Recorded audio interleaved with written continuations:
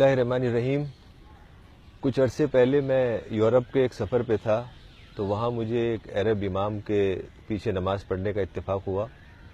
تو نماز کے بعد انہوں نے کہا کہ پروفٹ محمد صلی اللہ علیہ وسلم ہر روز 70 بار استغفار کرتے تھے، یعنی توبہ کرتے تھے، اور انہوں نے کہا کہ آپ لوگ 100 بار روزانہ استغفر اللہ کہا کریے، اور انہوں نے کہا کہ یہ بہت آسان ہے، 3 منٹ میں آپ اسے کہہ سکتے ہیں، چاہے آپ گھر پہ ہوں یا شاپنگ کر رہے ہوں یا آفس میں ہوں یا ڈرائیونگ کر رہے ہوں، استغفر اللہ استغفر اللہ استغفر اللہ کہتے رہیے۔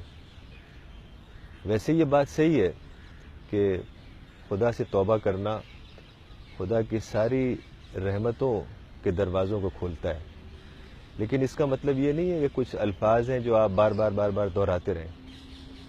دیکھیے، توبہ کا جو لٹرل میننگ ہے وہ یہ ہے کہ پلٹنا، لوٹنا، یعنی آپ کسی راستے پہ چل رہے ہوں اور آپ غلط مڑ گئے، پھر آپ واپس آتے ہیں، آپ یو ٹرن لیتے ہیں۔ اور توبہ کی 3 کنڈیشنز ہیں۔ پہلی کنڈیشن یہ ہے کہ آپ کے اندر گہرا ندامت کا، ریپینٹنس کا احساس ہو۔ اسی کو حدیث میں کہا گیا التوبۃ الندم۔ اور دوسری کنڈیشن یہ ہے کہ آپ یہ ڈیسائیڈ کریں یا عزم کریں کہ اس غلطی کو دوبارہ ریپیٹ نہیں کریں گے۔ اور تیسری کنڈیشن جو بہت اہم ہے کہ اگر آپ نے غلطی کسی انسان سے کر دی ہو، کسی کا فائنینشیل لاس کر دیا ہو، کسی کا کوئی اور لاس کر دیا ہو، یا کوئی ایسی بات کہہ دی ہو کسی سے جس سے وہ ہرٹ ہو گیا ہو، تو پھر آپ اس کو کمپنسیٹ کریں، آپ جا کے اس سے سوری کہیں۔